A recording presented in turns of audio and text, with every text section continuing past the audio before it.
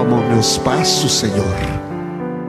Desacelera as batidas do meu coração, acalmando minha mente. Retira as tensões dos meus músculos e nervos, com a música tranquilizante dos rios de águas constantes que vivem em minha lembrança. Ajuda-me a conhecer o poder mágico e reparador do sono. Ensina-me a arte de tirar pequenas férias, reduzir meu ritmo para contemplar uma flor, papear com um amigo, afagar uma criança, ler um poema, ouvir uma música preferida. Acalma os meus passos, Senhor, para que eu possa entoar o cântico de esperança, sorrir para o próximo e calar-me para escutar a tua voz. Acalma meus passos, Senhor. Inspire-me a enterrar minhas raízes no solo dos valores duradouros da vida, para que eu possa crescer até as estrelas do meu destino maior. Obrigado, Senhor, pelo dia de hoje, pela família que me deste, meu trabalho e, sobretudo, tua presença em minha vida. Que assim seja.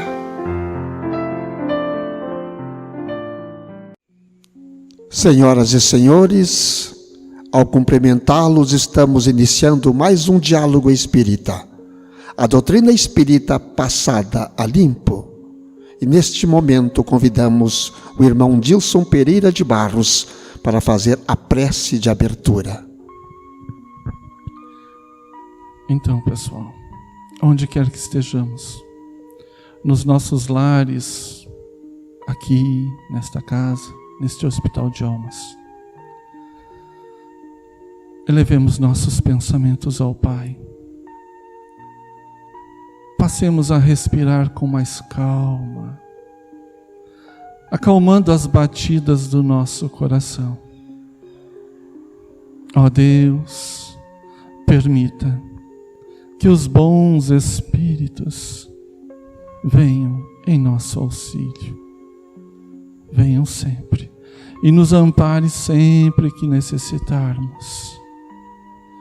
Possam hoje nos intuir os bons pensamentos, a fim de que possamos levar a cada um de vós aquela palavra amiga, aquela palavra que consola, que acalma. Ó Deus, faça com que os bons amigos espirituais nos inspirem também a fé, mais fé, esperança e também a caridade, que possam também ser para nós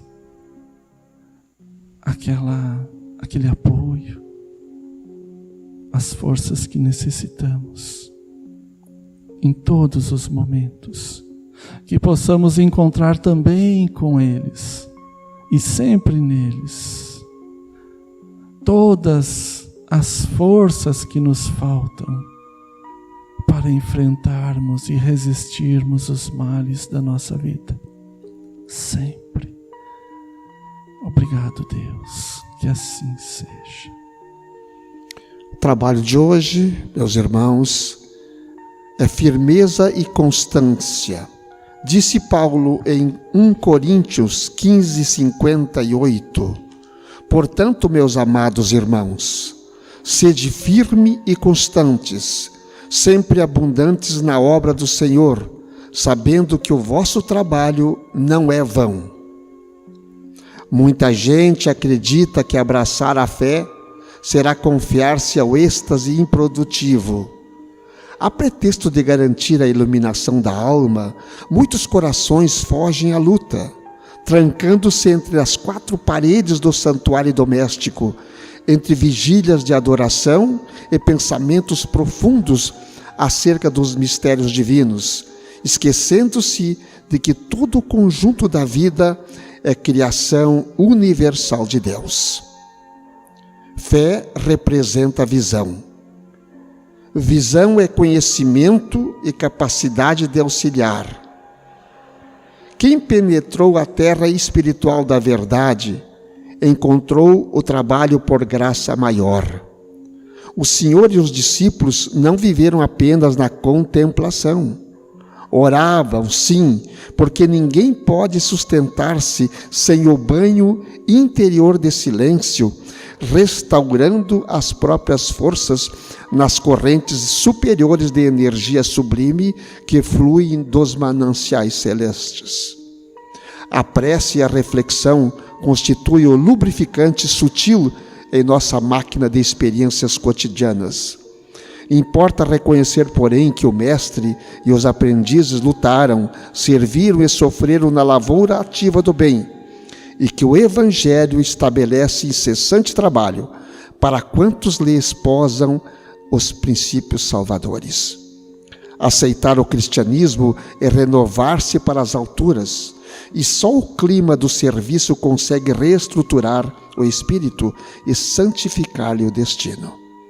Paulo de Tarso, invariavelmente peremptório nas advertências de avisos, escrevendo aos Coríntios, encareceu a necessidade de nossa firmeza e constância nas tarefas de elevação, para que sejamos abundantes em ações nobres com o Senhor.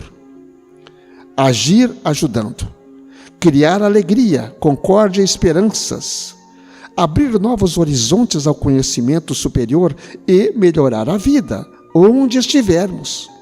É o apostolado de quantos se devotaram à Boa Nova.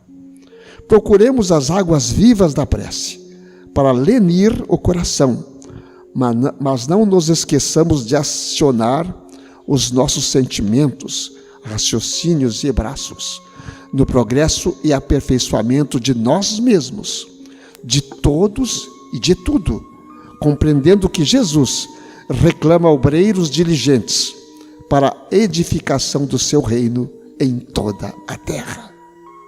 E aí, irmão Jussi? Que encontraste? Então, Antônio, Dilson,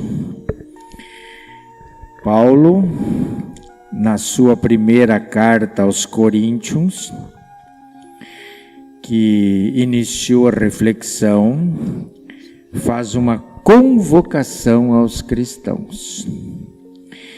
E Emmanuel, com a sua inteligência e superioridade espiritual, faz uma exposição de motivos. Olha, eu diria, sem maiores dificuldades, Antônio, que a nossa reflexão de hoje, firmeza e constância, cuja Paulo nos convoca, está no Evangelho segundo o Espiritismo, no capítulo 15, fora da caridade não há salvação. E nas instruções dos Espíritos, coincidência não existe, né? É o próprio Paulo que nos exorta com o texto em que ele firma esta convicção, que fora da caridade não há salvação. Diz ele que esta máxima contém os destinos do homem sobre a terra e no céu. Na terra, porque à sombra desse estandarte todos viveremos em paz, e no céu, porque aqueles que tiverem praticado encontrarão graça diante do Senhor. É a flama celeste que guia os homens pelo deserto da vida, brilha como a auréola santa na fronte dos eleitos, aqueles cujo Jesus dirá: passai à direita, benditos do meu Pai. Então, quando Emmanuel inicia a sua reflexão dizendo que a fé tem que ter obras, não pode ser sem obras, e ele explica, e Paulo confirma, que embora a oração seja importante, a prática do amor é fundamental. E a caridade é a expressão material da prática do amor. É o nosso trabalho de hoje, Antônio. Irmão Dilson.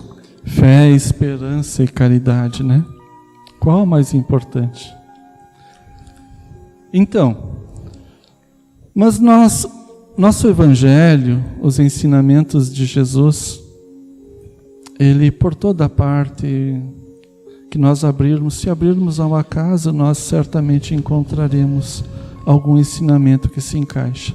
Nós temos pelo capítulo do Homem do Mundo, nós temos também dentro da lei do trabalho, que é caridade. Então, na utilidade providencial da riqueza, nós temos ali a lei do trabalho.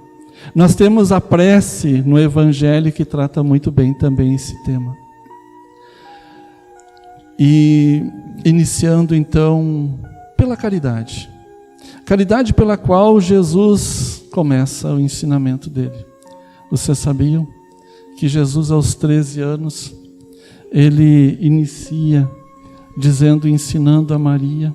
Maria queria que ele aprendesse na sinagoga junto com o tio Eliezer as coisas dos sacerdotes da época. Da lei antiga. E aí Jesus disse, não, amanhã mesmo eu vou procurar José e vou iniciar a exemplificação pelo trabalho junto à carpintaria. Jesus começa ali esse ensinamento, porque a fé representa visão, conhecimento, capacidade de auxiliar. Quem penetrou a terra espiritual da verdade encontra o trabalho por graça maior. E aí nós nos sentimos úteis. Nós nos sentimos leves. O trabalho é atitude de caridade quando nós gostamos dele.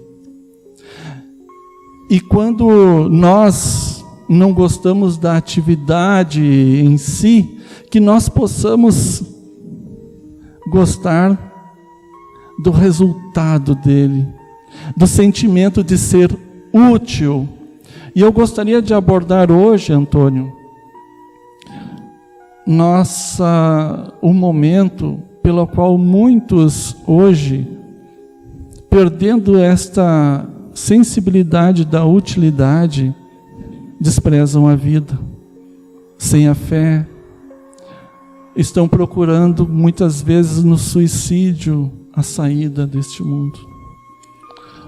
Então, resolver os seus problemas materiais. Eu estava pensando aqui, enquanto vocês falavam aí, e falavam da passagem de Jesus na terra, pouco se fala do tempo dele de criança, né? Pouco se fala. E eu lembrei aqui dessa passagem de Emmanuel para nós aqui, ó. Aceitar o cristianismo é renovar-se. Nós ainda estamos vivendo a época antes cristã, antes de Cristo. Muitos de nós ainda vivem essa época. A época mosaica, a época de Moisés. Nós não dizemos, e eu falava na semana passada, que o nosso país, por exemplo, 96%, uma quantidade enorme de porcentagem de cristãos. Mas são cristãos, nós somos cristãos que não aceitamos Jesus, então, que não praticamos a lei de Jesus, ainda praticamos a lei de Moisés. É isso que está acontecendo, porque senão Emmanuel não chamaria a nossa atenção para isso aqui, ó. Reestruturar-se o Espírito santificando o destino de cada um de nós. Então essa renovação é que nós precisamos aceitar de novo Jesus em nós. O Jesus, meu povo, não está mais pregado numa cruz, por favor. Não, foi só aquele momento, aquelas 3 horas trágicas para a época, mas salvadoras para a humanidade que passou. Ele sobreviveu a tudo isso, ele está no meio de nós, ele não nos abandonou.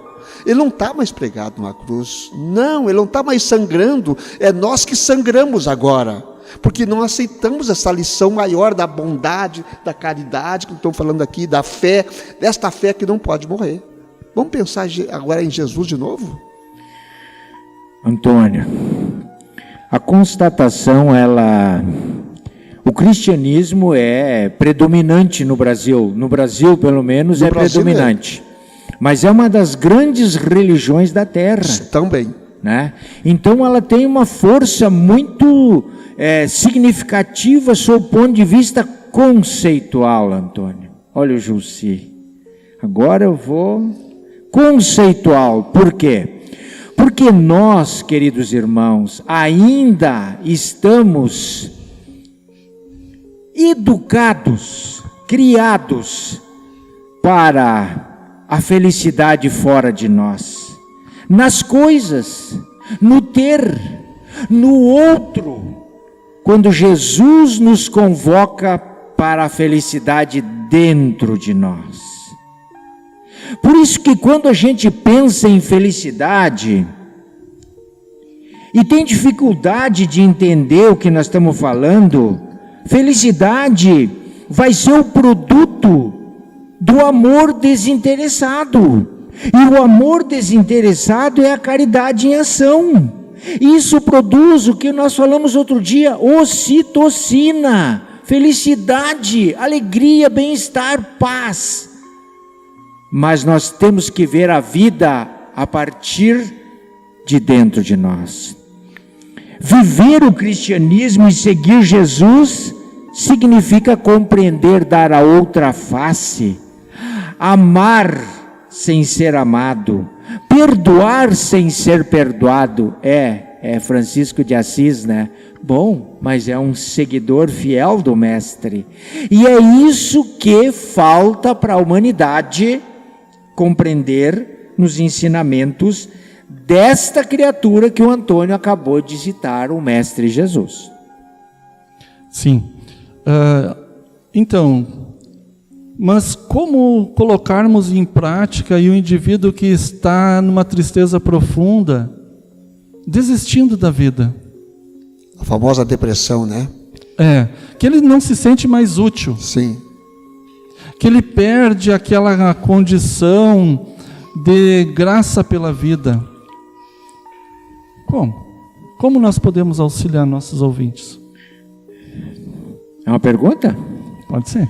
Bom, eu diria que Joana de Ângeles e Irmãs Dufaux, espíritos de luz que nos auxiliam na psicologia transcendental, que neste momento é transmitida para nós através de médiuns confiáveis, leia-se Divaldo Franco, nos indicam que estes espíritos que estão depressivos, sofrendo, estão necessitando do auxílio espiritual e médico da Terra, eles precisam ser auxiliados nos seus sentimentos de culpa.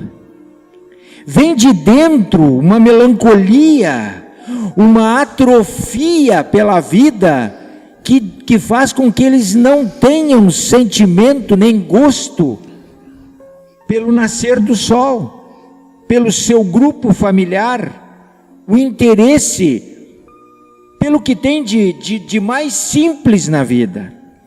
As casas espíritas devem estar preparadas nos seus atendimentos fraternos para acolhê-los, para oferecer-lhes os auxílios espirituais.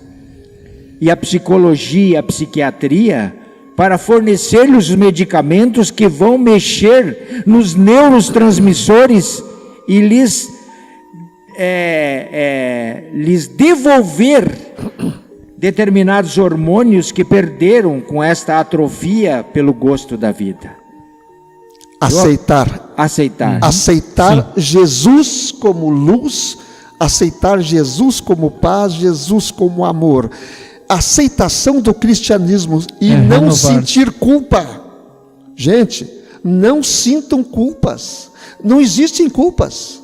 Não existe pecado nem culpa, existe tão somente responsabilidade, que vamos resgatar nesta ou noutra encarnação. Então não importa, não se culpem de nada. Isso machuca, isso dói, a culpa dói. Não sintam isso, gente, não sintam, por favor. Não sejam um juiz perverso de si mesmos. Isto aí. Porque ninguém fora de nós tem o direito de nos julgar. E nós temos que nos julgar como cristãos que somos. Aqueles que estão próximos, os pais, os tutores, enfim, aqueles que estiverem próximos a essas pessoas, não desistam delas. Próximos a elas, levem palavras de consolo como um ombro amigo também, ouvindo elas na medida do possível, e passem a elas mensagens de conforto como: Deus não esqueceu de ti. Acredita, confia, ora, vamos orar juntos, não tem problema, eu oro contigo. Mas passa essa energia também, porque ela é muito importante nesse instante, para aliviar o peso da culpa do paciente. Emmanuel, nesse nosso texto, Antônio, ele nos diz o que fazer. Agir ajudando, criar alegria, concórdia, esperança, abrir novos horizontes. Todos podem fazer. Todos. Podem. O rico e o pobre. Não custa nada, só boa vontade. Todos podemos agir em prol da necessidade do nosso irmão que está sob o guante de uma prova, que está sentindo o peso da cruz e tem dificuldade de carregá-la. Todos podemos ajudar. E vamos ajudar. Com certeza. A Casa Espírita, o Centro Espírita, nós estaremos sempre prontos para auxiliar. Também é necessário, voltando à família, que as famílias se envolvam no processo. É muito importante colocar Jesus naquele lar, os ensinamentos de Jesus, aceitar o cristianismo como Antônio falou, leu várias vezes aqui, aceitar os ensinamentos do Cristo. Todo o Novo Testamento, em síntese, resume um manual para a vida. Se nós nos permitíssemos ler o Evangelho, que é a Boa Nova, como nós lemos um manual para montar um armário. Certamente, todos gostam de ler o manual do carro, né? Quando compram. Mas e o manual da vida? Que é o Evangelho. O Evangelho, segundo o Espiritismo, nos facilita essas leituras e interpretações das parábolas do Cristo. Porque os espíritos superiores comentam à luz do seu conhecimento puro, desprovido dos nossos interesses materiais, pela qual nós corrompemos os ensinamentos de Jesus. Então, o Evangelho, segundo o Espiritismo, pode ser fonte segura para levar aquele lar que está em turbulência os ensinamentos do Cristo e começar ali mudar as vibrações daquele ambiente. Assim fazendo, espíritos malvados se afastam. O paciente consegue pensar por si mesmo, ouvir a palavra amiga, como falei antes, daquele que está perto, porque ele já sofre menos intuições para fazer coisas erradas. O manual que tu bem falaste aqui, do carro, e falaste no outro manual também, o do carro. Do armário. Do armário. Esse manual tu fazes ele olhando e praticando. Aí que está o grande detalhe. O Evangelho é a mesma coisa. Ler e praticar, porque aí a gente aprende. Esse é o grande detalhe, né? Vamos para a prece final, irmão Julci, a prece da hora do passe e tudo mais, né? Em nome de Jesus. Então, queridos irmãos e irmãs, aqui, onde estiverem, nos seus lares, nos assistindo, serenemos os nossos corações, elevemos o nosso pensamento a Jesus, ao Divino Criador. Vislumbremos o nosso amado Mestre a nos envolver no seu manto de paz e de amor. Sintamos os nossos corpos, as nossas almas em sintonia com o alto. Mergulhemos no amor curativo da bondade divina. Deixemo-nos dominar por esta energia amorosa e apelemos para as falanges de Chico Xavier, nesta casa de amor, de Paulo, o apóstolo dos gentios, para que possa obrar em nome do Pai e do Mestre, e mergulhemos neste túnel de humildade, fé e vontade de sermos atendidos. Fixemos o nosso pensamento, nossas súplicas e oremos com Paulo de Tarso. Ó Senhor, já podemos aprender com o teu enviado que no teu reino de amor somente se penetra pela porta estreita e que a cada passo dado na direção deste reino significa a mudança de nossa consciência na construção de um homem melhor. Nestas horas em que muitos de nós são confrontados por nossos passados, que se apresentam como cobradores de impostos duros e cruéis, bem sabemos que a razão do nosso sofrimento está nos erros incontáveis que ainda todos nós demos causa. Porém hoje buscamos aninharmos sob o pensamento vivo do Messias que te representa os interesses no progresso das almas na terra, sobretudo quando ele nos diz: quando atravessares as águas eu estarei convosco, quando forem cruzar os rios, mesmo os da amargura, eles não emergirão. Quando caminhares sobre o fogo, não serão queimados, e muito menos as chamas inflamarão contra vós. Vinde a mim, vós que labutais e suportais o fardo, e eu vos aliviarei, e vos darei descanso. Abençoa, Senhor, e ilumina nossos passos, para que possamos nos fortalecer neste momento em que a vida nos cobra uma posição junto a Ti, melhorando a fraternidade do nosso ser, procurando fazer jus à Tua bondade e misericórdia sobre todos nós. Muito obrigado, que assim seja.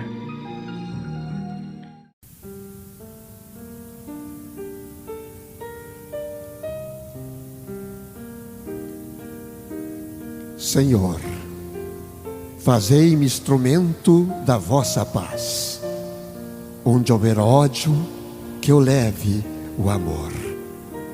Onde houver ofensa, que eu leve o perdão.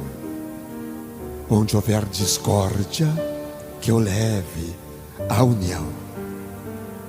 Onde houver dúvida, que eu leve a fé.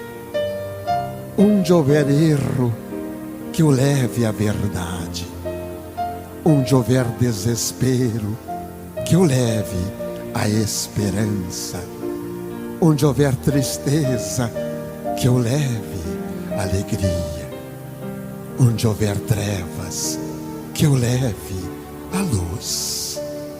Ó Mestre, fazei que eu procure mais consolar que ser consolado, compreender que ser compreendido, amar que ser amado, pois é dando que se recebe, é perdoando que se é perdoado, e é morrendo que se vive para a vida eterna.